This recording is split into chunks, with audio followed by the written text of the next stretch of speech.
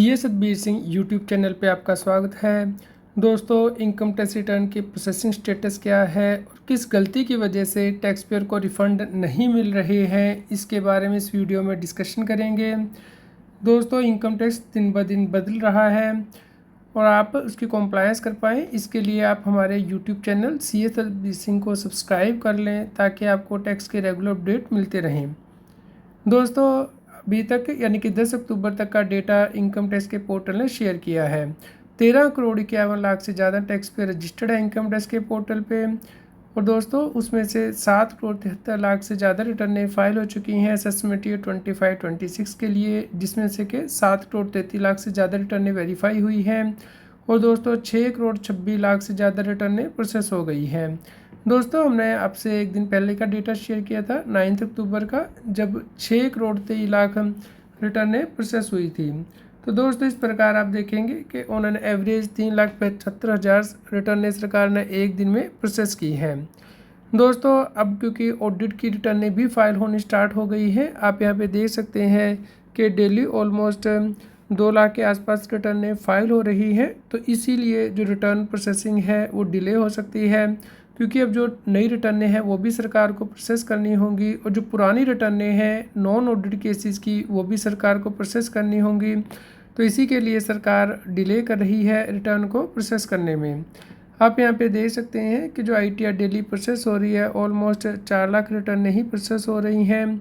तो इसीलिए यहाँ पे डिले हो रहा है, क्योंकि नई रिटर्नें भी आ रही हैं।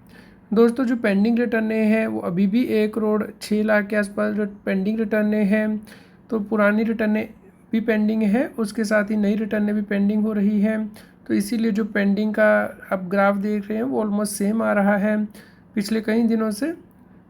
दोस्तों, आपकी रिटर्न को प्रोसेस होने में कितना टाइम लगेगा? दोस्तों, अभी 1 करोड़ 6 लाख रिटर्नें पेंडिंग है। तो अगर 3,75,000 रिटर्नें हर रोज़ प्रोसेस की जाती हैं तो एस्टिमेटेड 28 दिनों में सभी रिटर्नें प्रोसेस हो जानी चाहिए। तो इसलिए आपको कुछ दिन इंतज़ार करना होगा। दोस्तों, आप समझते हैं कि कौन सी गलती है जो टैक्स पेयर कर रहे हैं जिसकी वजह से उनका रिफ़ंड नहीं आ रहा है। दोस्तों, सबसे पहली गलती तो है रिटर्न को वेरीफाई ना करना। जैसे कि आप यहाँ पे देख सकते हैं, टैक्स पेयर ने जो रिटर्न है वो 16 सितंबर को फाइल कर दी थी। तो दोस्तों, आपको 30 दिन के अंदर इसे वेरीफाई करना होता है। तो टैक्स पेयर ने इसे वेरीफाई नहीं किया। रिटर्न वेरीफाई दोस्तों की गई है 10 अक्टूबर को। और दोस्तों, जब रिटर्न वेरीफाई हो जाती है उसके बाद ही प्रोसेस की जाती है। तो आप इंश्योर करें कि आपकी रिटर्न वेरीफाइड हो इनकम टैक्स के पोर्टल पे। तो दोस्तों, आप देख सकते हैं जैसे ही रिटर्न वेरीफाई की 10 अक्टूबर को, तो 11 अक्टूबर को इसे प्रोसेस भी कर दिया गया है। यहाँ दोस्तों, ये सिंपल रिटर्न थी ITR 1 और यहाँ पे इसकी प्रोसेसिंग हो गई है। जैसे कि यहाँ पे देख सकते हैं, ITR 1 थी 16 सितंबर को फाइल की थी, यानी कि जो लास्ट ड्यू डेट थी ITR को फाइल करने की उस दिन फाइल की थी। और 11 अक्टूबर को इंटीमेशन ऑर्डर आ गया है। टैक्स पेयर का रिफ़ंड था दोस्तों 48,000 रुपये का, वो भी आप यहाँ पे समझेंगे कि क्या ये सही रिफ़ंड कैलकुलेट हुआ है या नहीं। तो दोस्तों, आपको ज़रूर चेक करना है अपना इंटीमेशन ऑर्डर कि जितना रिफ़ंड आपने क्लेम किया था क्या वो पूरा आपके बैंक अकाउंट में आ गया है, क्या उसकी कैलकुलेशन सही हुई है या नहीं। चलिए इसे समझते हैं। तो आप देख सकते हैं कि जो इनकम टैक्स पेयर ने रिपोर्ट की थी रिटर्न में, वही इनकम टैक्स डिपार्टमेंट ने प्रोसेस की है। इसका मतलब इनकम ठीक है, और जो रिफ़ंड क्लेम किया था उससे ज़्यादा ही इनकम टैक्स डिपार्टमेंट के द्वारा दिया गया है। तो यहाँ पे आप देख सकते हैं 48,190 रिफ़ंड क्लेम किया गया था, लेकिन इनकम टैक्स डिपार्टमेंट के द्वारा 48,430 रुपया दिया गया है।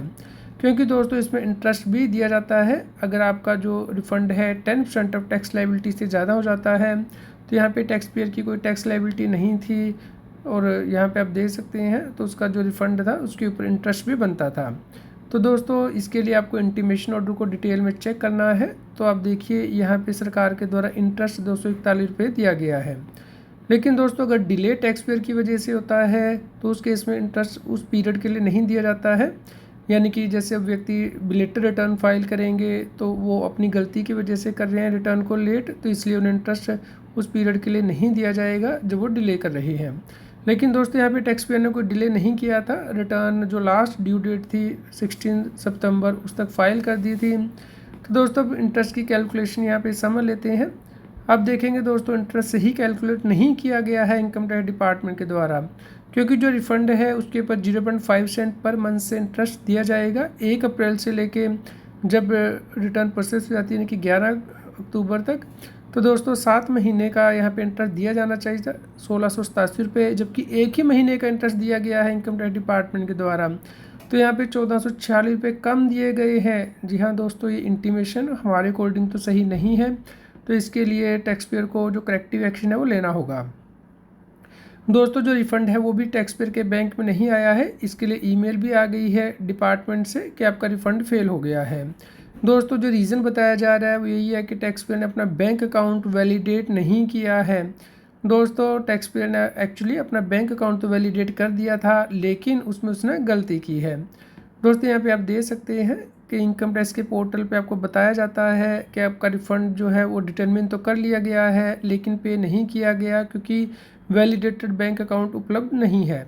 तो इसके लिए भी आपको इनकम टैक्स के पोर्टल पे ही चेक करना है, बैंक अकाउंट की वैलिडेशन में जाके। तो यहाँ पे आप देख सकते हैं दोस्तों, टैक्स पेयर ने बैंक अकाउंट को वैलिडेट तो किया था, लेकिन उसमें उसने IFSC कोड गलत डाल दिया था, जिसकी वजह से कि इनवैलिड हो गया है और यहाँ पे फेल्ड बैंक अकाउंट में चला गया है।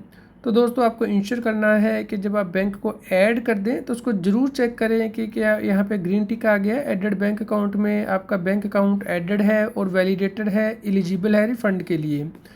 कई बार जो बैंक अकाउंट है वो रिस्ट्रिक्ट हो जाता है रिफ़ंड के लिए, क्योंकि आपका जो नेम है मैच नहीं करता है as per bank record, as per pan. तो आपको इंश्योर करना है कि सही बैंक अकाउंट ही आप ऐड करें।